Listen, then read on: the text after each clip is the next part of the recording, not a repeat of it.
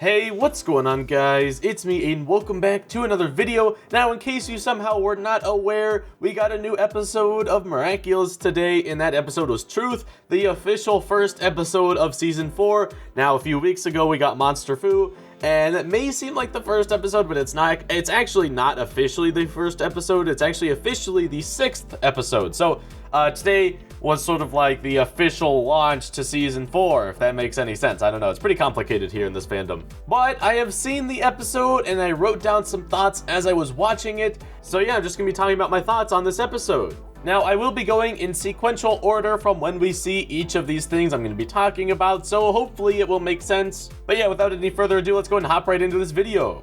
So first thing I want to talk about is that there seems to be a page for repairing each Miraculous, or something. I don't know. It just seemed very interesting to me because is it different for each Miraculous? Like if a Miraculous gets damaged somehow, then is there a page on each Miraculous, and is it different? Because there was like some sort of special combination that they said, but like, is that different for each Miraculous? Why would you have to have a specific page for it? I don't know. It probably doesn't mean anything, but I just thought I'd mention it because I don't know. That was just something that popped into my head as I was watching this, and I was like, huh, that's a bit interesting. You would think it would just be the same thing for each Miraculous, but maybe not. Alright, so I did not actually like go back and check this one, so my bad on that one, I guess. But Dusu was repaired, and she was like, oh, I feel so much better. It felt like I was in a nightmare. Because she remembers that she was previously subjected to becoming, you know, Mayura's, like, I don't know how to word this to make it sound, she was being forced to do things that she maybe didn't want to. Let's put it that way. So Dusu comes up to Nuru and is like, oh man, I can't believe I had that bad memory or whatever. But then Nuru was like, yeah, that was a bad thing. Now here's the thing. This is what I did not fact check. Earlier, wasn't Dusu being like, yeah, let's go storm like some people and let's go be bad, evil people? I don't. Is that just like my imagination? I feel like she was more up to it then. So my question for this is, if that was true, does that mean that when a Miraculous is damaged, that the Kwamis are also affected in some way? Like maybe they become more evil, or they, you know, have a change in personality of some kind? I don't know. Just thought that was maybe interesting. If in fact Dusu seemed to be a little bit different in the previous times that we've seen her, or it. They don't really have genders, do they? So I guess I can't be calling Dusu a her. It's an it, I suppose. I don't know. Or just a Kwami. I don't know. I don't really want to get into any specifics of it, but just know that I don't believe they have a gender. So I don't mean to offend anybody or anything like that. Feel like I need to say that. If I ever make that mistake again, just know I don't mean it in any bad way. Just a slip of the tongue, I guess. Now, we sort of saw this in the clip that we got yesterday. Now, I didn't make a video on it because obviously the episode would air in less than like 12 hours when I saw the clip or something like that. So I was like, all right, I don't need to make a video if the full episode's going to be airing in 12 hours. But anyway, the main thing I wanted to point out here, well, the first thing is that Marinette's doing research into like learning more about the box, which is cool. Like she's trying to, you know, figure out how to become a guardian. And we didn't actually see that a whole lot in this episode, which I guess makes sense. Because they have to have a villain in each episode and fight that villain in each episode, so they can't really devote an entire episode to Marinette learning about the box. So we're gonna probably get that, you know, very periodically throughout each episode. But the other interesting thing is that the box seems to change depending on the holder or the guardian. Which, I mean, obviously you guys are probably thinking like, oh well, duh, you know, it looks completely different from what it did before. But I'm not talking about like just appearance-wise, I'm talking about functionality-wise, right? Because when Master Fu was the Guardian, he didn't let any of the Kwamis out because I guess he didn't know that the box could do that. So he was never really like, he never enabled that functionality supposedly in the box, like subconsciously, I guess. It's a little bit weird to think about. But the box changed with Marinette's personality, and that allowed the Kwamis to become free and just not be required to stay in the box unless if they have a wielder, which I think is interesting because, I mean, we knew that, you know, as time progressed, the heroes are able to change, like what they get. Like, for example, the bug phone. I talked about this in the Monster Fu analysis I did. But they now have, like, phones, like, sort of combined with their powers, where before they had to use pigeons to communicate. So the powers evolve, and I guess now we know that the box can also evolve, which I thought was interesting. Now, another thing I wanted to point out was that Marinette did not know that you couldn't see the Kwamis through the technology. Now, I mean, obviously we as viewers know that because of Adrian, but like, how did Tiki never tell Marinette this? Tiki, what are you doing? This is like basics 101. Like, I don't know. It just feels like that would be something that that Tiki would say, like, by the way, you know, they can't see us through videos or photos or whatever. Like, that just seems like a common sense thing to me. Skipping ahead a little bit, this is no surprise to anybody, but I don't know. It's kind of fun for me, because it's like, it's sort of an I told you so moment for me, but like, everybody knew this already, so it's not really like I'm gaining anything from it. But anyway, the kiss was interrupted. No like big surprise there. I just thought that was funny. I'm also relieved because like had it actually happened, I would have had to made a video on my Ladybug cosplay, which is not a word I ever thought I would have to say until I started this channel. So yeah. Now, when Ladybug meets up with Cat Noir is just a very, you know, I don't know. I just love Cat Noir. Cat Noir hasn't changed at all from when we last saw him, at least from what I could tell in this episode. He hasn't changed very much, which, by the way, the next episode, Lie or Lies, it hasn't been... Someone in the comments told me that Lies was an inaccurate translation. I don't know. I was just going based off of what Miraculous World Network had said. But anyway...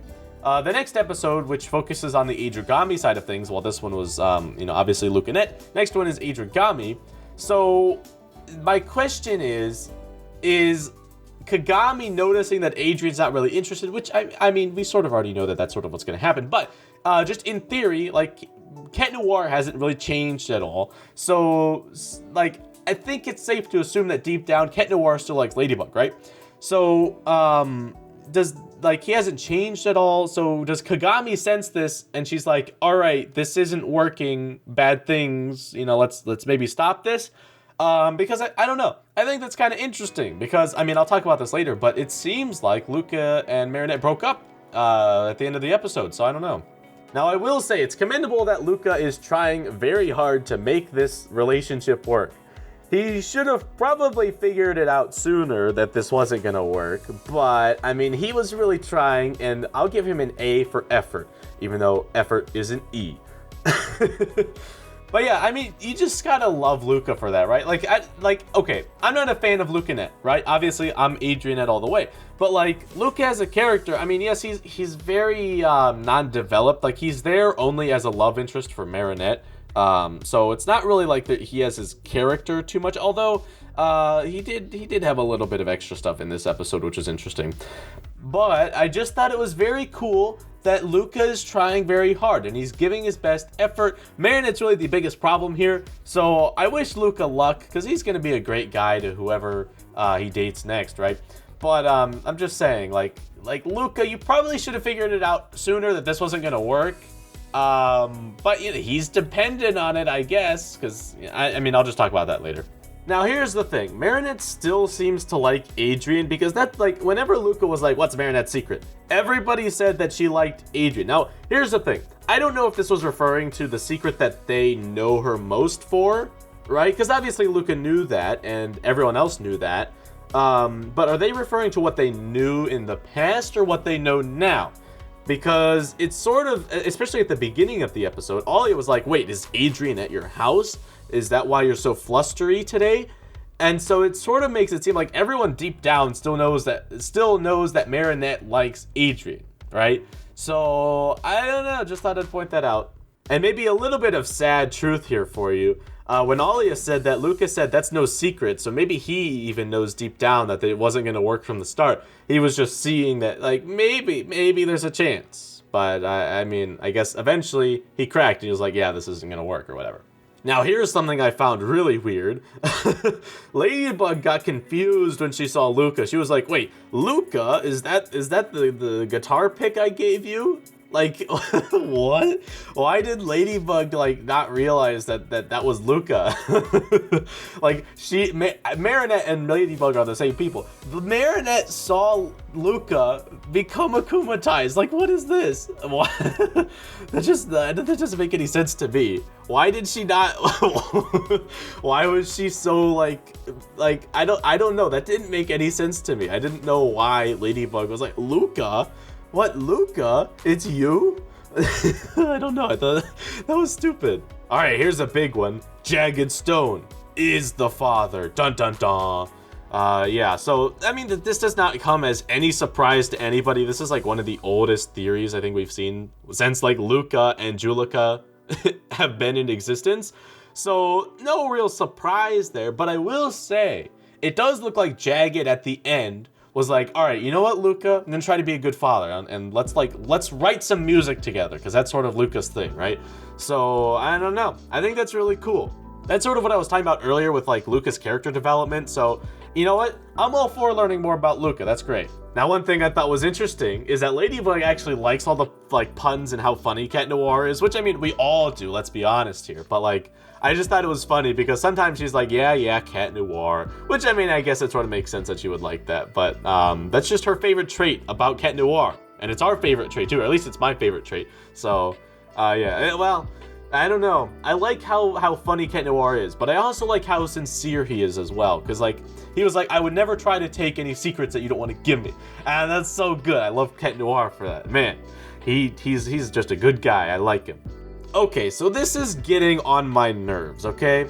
Where is Ladybug's new suit for the Lucky Charm? It doesn't make sense. Like, where is it? This is actually annoying me because I thought, like, okay, they'll explain it in the first episode, but it's nowhere to be seen. Like, what the heck is going on with this? This is, like, actually making me a little bit upset because I don't know what it is. What is it? Explain it. Why is it in existence? What is going on with this? Hopefully we see it in the next episode next week. Don't know. Just thought I'd put that out there because we still don't know what it is and it's making me a little bit mad. Alright, so the final thing I want to talk about is that Marinette breaks up with Luka. Dun dun dun. Oh, big sad. I actually didn't think that she would, okay? But, you know, it makes sense. Because here's the thing, right? I knew that regardless of if she broke up with Luka or if she did not, that would be determined in this episode, right? Because either they're dating for the entire season or they're not dating at all. And it makes sense that they would cut it off because it seems weird to have a full season of that and Luka just, yeah. But it just, yeah, I don't know. It sort of caught me by surprise because I sort of thought that we would be seeing Luka and Marinette throughout the entire season. Now, this brings me to my next point. Is Adragami going to be broken up in the second episode, right? Because, you know, this episode sort of dealt with, you know, Luka and Marinette, obviously. The next episode, episode 2, deals with Adragami. And it would make sense, you know, being the second episode, to cut it off early so that way we don't see it throughout the entire rest of the season, right? So, I don't know. It's something to throw out there, and I think since they cut off Luka and Marinette, it's also maybe likely that they'll also cut off Adragami. Now, the difference with Adragami is that it started a lot sooner, and so they've been going on for a little bit longer. So, I don't know. Next week's episode is definitely going to be interesting because it will introduce us to a lot of what's going on here. So, I don't know. Just saying, there's a higher chance now, after seeing this episode, that Adragami will no longer be a thing after that episode. So, you know, just putting it out there. Now, the reason why Marinette breaks up with Luka is mainly because of, she just has too much work, and she also says at the end, like, it's too dangerous to have a relationship like that, right? Because Hawkmoth could utilize that as an enemy, and if he ever figures that out, that's going to be bad news, right? Now, part of me also wants to think it's because she still likes Adrian a little bit deep down. So, I don't know. It's just going to be very interesting to see, because Marinette in this episode did say, like, no, it's not that I like Adrian, you know? So, I don't know. I think deep down she still likes Adrian, right? But it's sort of like the New York Actually, you know, I'm not even going to talk about the New York special. I don't want to talk about the New York special. That's like hardly canon. But yeah, I would still like to hope that maybe, just maybe, she still likes Adrian. I don't know. We'll just have to see. We will wait and see a little bit more. It won't be that hard to tell because obviously it's super obvious with Marinette. But we'll just have to wait and see. But yeah, that wraps up my notes that I took when I was watching this episode. If I missed anything that you noticed, please let me know down in the comments below. Definitely want to hear that. Keep in mind the Shanghai special comes out later tonight, or well, technically not. It's really early in the morning for me. It's tomorrow. It's tomorrow, guys. Okay, you'll be able to watch it tomorrow. So yeah, it comes out tomorrow. Very exciting. I will try to make a video on it tomorrow. If I do not end up having enough time tomorrow to do that for whatever reason, if I can't get access to the subs quick enough, or if I just am super busy tomorrow, then that video is going to have to be pushed back because I am taking a few days of a break. So yes, starting Monday, I will be taking a little bit of a break. I will still be updating MiraculousLadybugNews.com, which is my website. So just if there's any other news or new trailers, I'm not going to be doing a commentating video. If there's a new trailer or something, like, I'll upload it. But I will not be doing any commentating videos on news or for the next few days. So just keeping that in mind. So I will try to get the Shanghai special video done tomorrow. But just wanted to give you a little bit of an update in case you're like, why hasn't he made a video on this news yet? That's why I'm taking a break. But yeah, that's going to be it for me. If you enjoyed, you can leave a like and subscribe for more content similar to this, and I will see you in the next video. Goodbye. Ted!